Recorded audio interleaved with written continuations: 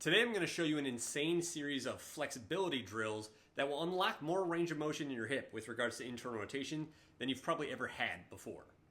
Hope everybody's doing well. Blake here with GuerrillaZen Fitness. In today's video, I'm going to show you a sequence of flexibility drills deep for the joint capsule that are going to help to restore hip internal rotation. This flow that I'm going to share with you kind of comes from the functional range conditioning world with my own twist on it. I'm going to show you PAILS and RAILS, which is an acronym for progressive and regressive angular isometric loading. All right, that's a fancy way of saying we're going to put tissues into a stretch position. We're going to contract their muscles against the stretch, and then later on contract our muscles with the stretch. This is a powerful way to kind of trick your nervous system into unlocking more range of motion than it's ever allowed you to get into in the past. These are going to be particularly beneficial for you if you're somebody that's truly missing hip internal rotation. All right? One simple way that you can assess your hip internal rotation is to lay on your belly. Laying on your belly, bend your knee until it's at 90 degrees, and then passively, with just letting gravity do the work, allow your knee or your foot to fall off to the side. Okay? If it can go off to about 40 degrees, you have optimal range of motion and internal rotation. You probably don't need to do this drill. If it's sticky and it doesn't get all the way out to 40 degrees with your pelvis remaining level, then you probably will benefit from these drills that I'm about to show you. Another way that you can test your hip internal rotation is seated, like this. Again, same thing here. We're looking to be able to get that leg to turn in, the foot going out to about 40 degrees, all right? If you fail to get to full 40 degrees, then you're missing the kind of range of motion that we consider optimal at the hip, which is, in fact, about 40 degrees. Keep those tests in mind because you're going to want to come back to those once we're done doing the drills I'm going to show you in a second here. It's always a good protocol to test and retest, all right? Test your range of motion, do some things to try to improve it, and then retest it after you've done those things to see if those drills and those exercises, those mobility techniques actually worked for you. All right, with no further ado, let's get into it. These are all going to be done on the floor. And this is going to be somewhat of a follow-along sequence, okay? I'm going to do it with you as I'm showing you it. There's three parts to this. There's a static stretch, and then there's PAILS, and then there's RAILS, okay? This whole thing will take like less than 5 minutes. You can go through it faster, you can go through it slower, depends how many sets you do. But how you're going to get set up with this is you're going to get set up in a 90-90 stretch, okay? A 90-90 stretch position, which means you got one leg going straight out in front of you at 90 degrees, and that knee is bent at 90 degrees as well. The hip that we're actually going to be working on is going to be the trailing leg, and you want that one going off, directly off to the side, that femur, and you also want that leg bent at 90 degrees as well. So from another angle, that would look like this, okay? 90 degree bend here, 90 degree intersection, 90 degree angle here, and 90 degree angle here, all right? That's why it's called the 90-90 stretch. Everything is at 90 degree angles, all right? So in this case, we're only doing the drills on this leg. This is the femur that's rotated in. This is the hip that's in internal rotation. This one we're not really doing anything with right now during this drill. But the first thing that we're going to do here is make sure that we're set up correctly, all right? Then we're actually just going to hold this for about 2 minutes statically, all right? We're not doing anything here. We're holding this stretch for 2 minutes, simply allowing the nervous system to get comfortable with this position, okay? There's some research that shows that basically doing static stretching for longer has better benefits. A lot of those start to come into play for around 2 minutes. That's why we're holding this stretch for that long. It kind of gets the cells in that area to communicate with each other.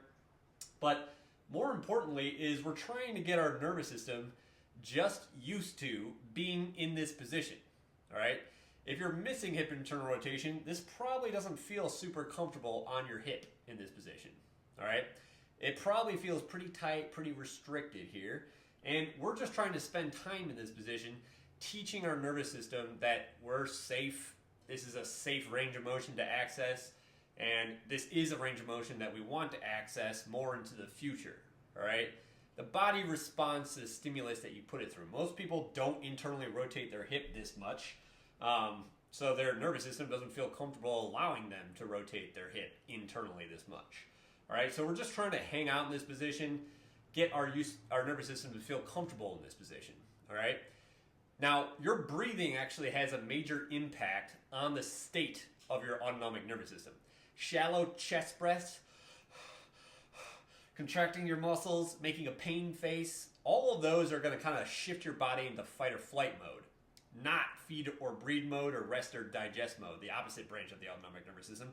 During this static stretch that we're holding for 2 minutes, we're trying to get the body to activate feed or breathe mode. We're trying to tell it it's safe and we can be in this position. So I highly encourage, while you're hanging out in this position, be breathing through your nose, sending the air down deep into your belly. Okay, that sends a calming signal to your nervous system, and it basically tells your nervous system that you're okay, you're relaxed, you're calm, and it's safe for your nervous system to access this range of motion.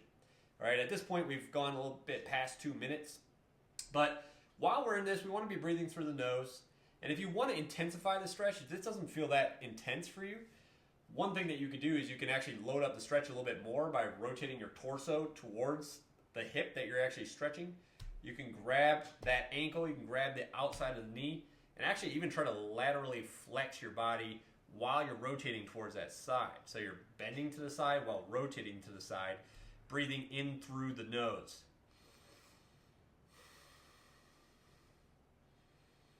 Again, telling the body it's safe, giving your nervous system a signal that it's safe to be in this range of motion. All right.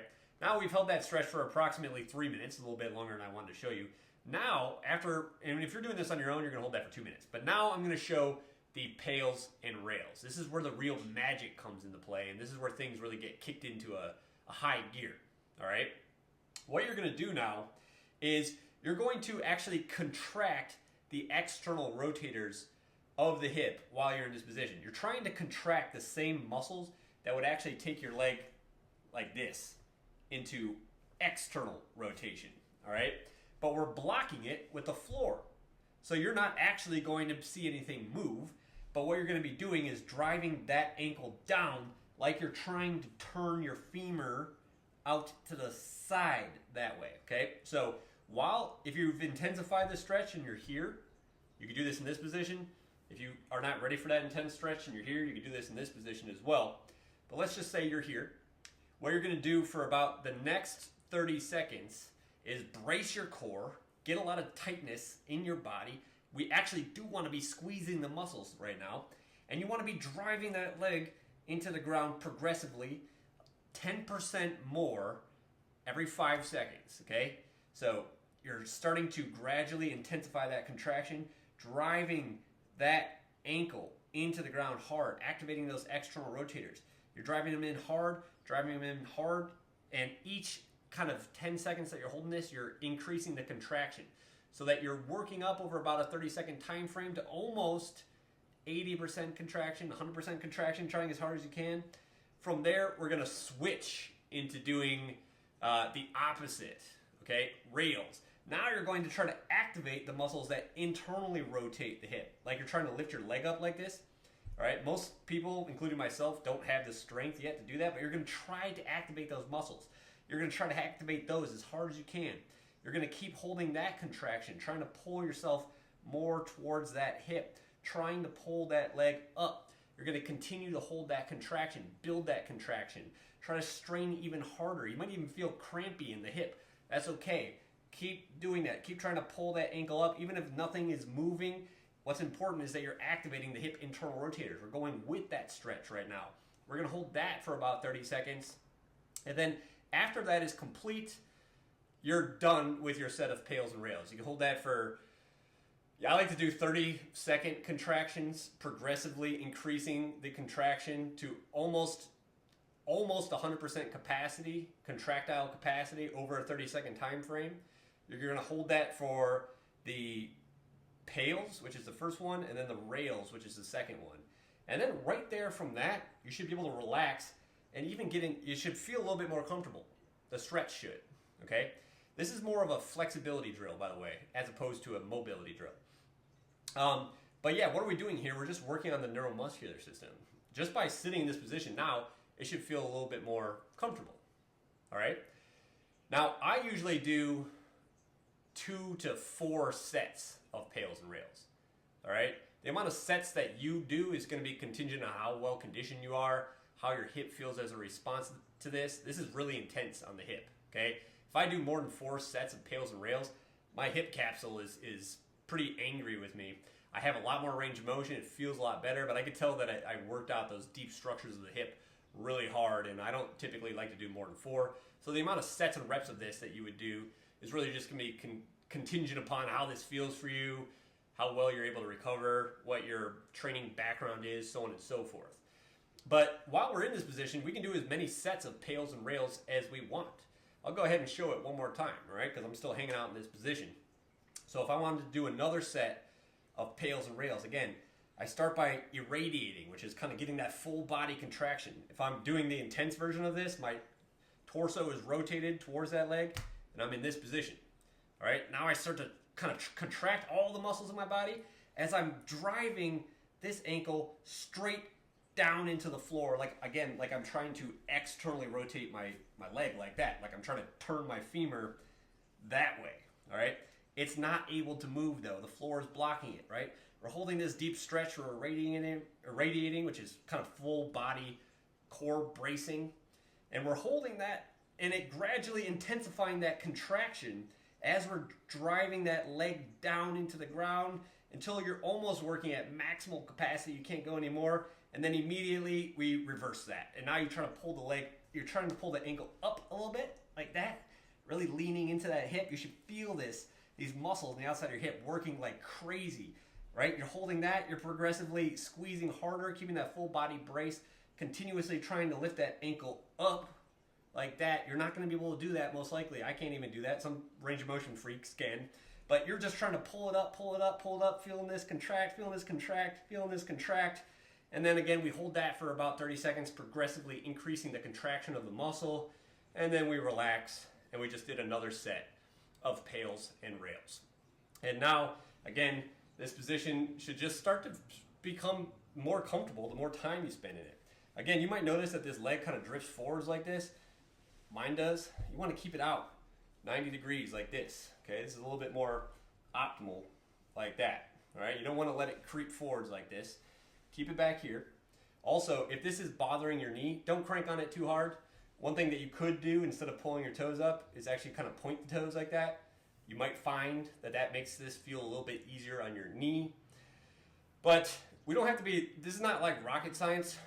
Basically, we're contracting the muscles against the stretch. The leg is being blocked by the floor.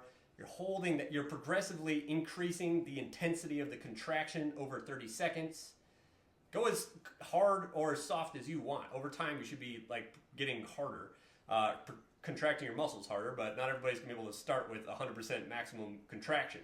So just focus on contracting more as you go through the pails exercise, driving that foot down, and then the opposite, which is you're trying to basically internally rotate that leg even more, trying to lift up that ankle, keep that stretch, keep that leg off to the side. Again, same thing there, holding that isometrically, all right? And progressively increasing the intensity of the contraction there too until the full 30 seconds is complete. And then just hanging out and enjoying the new range of motion that you've been able to unlock. Your hips now should have a whole lot more range of motion than they did before. All right, if you want to test that, go ahead and go back to those tests that I showed you at the beginning and look and see and reassess yourself, see how your range of motion has changed. Once you finish mobilizations like this and you have more range of motion, it's important to teach your body how to use that new range of motion. Usually I finish up sequences like this when I'm working on my own hip internal rotation by doing internal rotation on the floor with a foam roller pinched between my knees. Something like this, I'll do like 2 sets of 15 reps just to kind of program the neuromuscular system with learning how to access this new range of motion. I really hope that these drills helped you out. If they do help, and they are helpful for you, and they actually helped to improve your range of motion, do these frequently, all right?